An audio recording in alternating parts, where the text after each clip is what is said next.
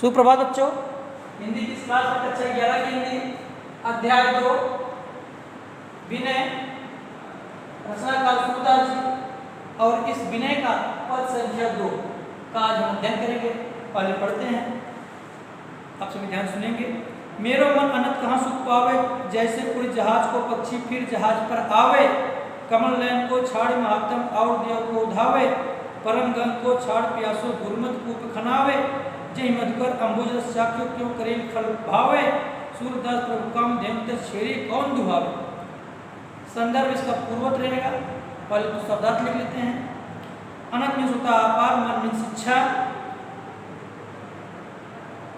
जहाज जानते हैं आप सभी, उड़ माने उड़ना। कमल नयन माने कमलवत रूपी नेत्र या कमल रूपी नयन। छाड़ माने त्याग करके या छोड़ करके।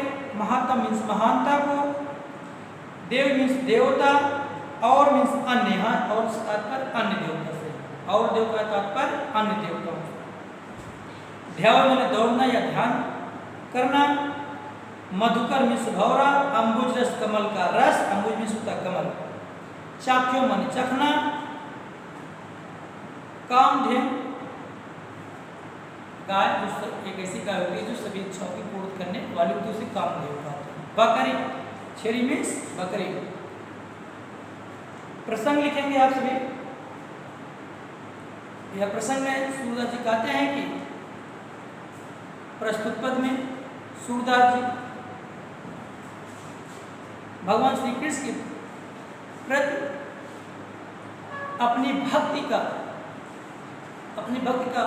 व्यक्त करते हुए कहते हैं, प्रतिपादित करते हुए कहते हैं कि हे प्रभु, हे ईश्वर,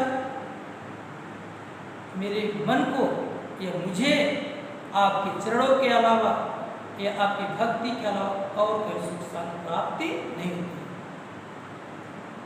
सूरदास जी कहते हैं कि हे प्रभु, हमें आपके चरणों की भक्ति के अलावा और कहीं सुख शांति की प्राप्ति नहीं होती है। जैसे सुख शांति आपकी भक्ति मिलती है, वैसे अन्यत्र नहीं होती। जैसे उड़ जहाज को पक्षी फिर जहाज पर आवे, ठीक उसी प्रकार जिस प्रकार जहाज पर बैठा हुआ पक्षी अन्य स्थान की खोज में उड़ करके चला जाता है, किंतु चारों तरफ जब जल से ओतप्रोत होने के कारण, उसे अन्यत्र कोई स्थान दिखाई न देने के कारण वह पुनः उड़ते हुए हार कर उस जहाज पर आकर बैठ जाता है। ठीक उसी प्रकार मेरा मन भी अन्य देवताओं की आराधना करने की तरफ भागता है, और देव को ठीक वैसे ही मेरा मन भी अन्य देवताओं की आराधना या भक्ति की तरफ भागता है, उनकी तरफ आकर्षित होता है। किंतु जो सुख शांति आपकी भक्ति या चरणों भक्ति करने अथवा आपके चरणों में मिलता है, वो सुख शांति किसी और देवता की भक्ति या उसके चरणों में प्राप्ति नहीं होती है। कमल नयन को छाड़ मातम और देव ताकि मेरा मन ठीक वैसे उसी प्रकार ही मूर्खता करता है, जैसे जहाज पर बैठा हुआ पक्षी करता है। परम गंग को छाड़ प्यासो दुर्मत को फनाओ। मेरा मन कुछ हमारे साथ ऐसी हरकतें करता है कि वह परम पवित्र गंगा के शीतल और औषध युक्त जल को छोड़कर मेरा मन हमारे साथ कुछ ऐसी हरकतें करता है जो परम पवित्र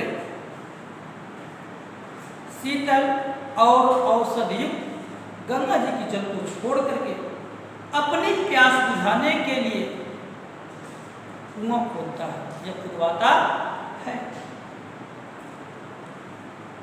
तो क्या इसे उस कुएं के जल से वो सुख शांति की प्राप्ति हो सकती है?